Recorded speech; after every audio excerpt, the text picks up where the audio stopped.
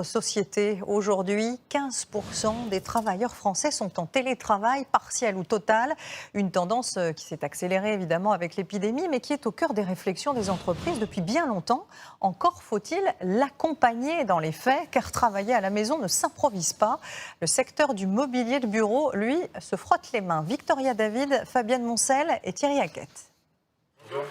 Je suis livreur adaptant bureau, je vous livre un siège. En télétravail depuis 6 mois, cet ingénieur informatique peut enfin changer sa vieille chaise de bureau. C'est le même siège que j'ai en fait à mon travail.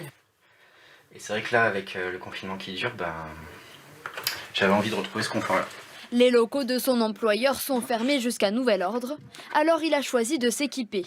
Un clavier, et j'ai investi dans un support pour ordinateur portable et une souris.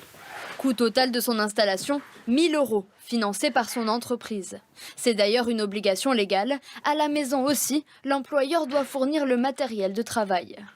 Les réunions, tout se passe assis, donc il n'y a plus de raison réellement de se lever à part pour faire des pauses. Donc c'est hyper important d'être bien installé, quoi.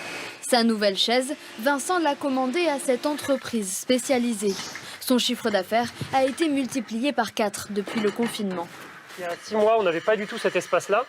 Et là, on s'est agrandi pour stocker davantage de sièges et pouvoir expédier davantage de sièges dans toute la France.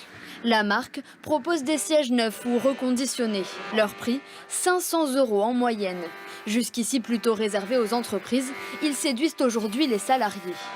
Depuis la généralisation du télétravail, en fait, on a basculé de l'autre côté, c'est-à-dire qu'on travaille avec quasiment 80% de particuliers.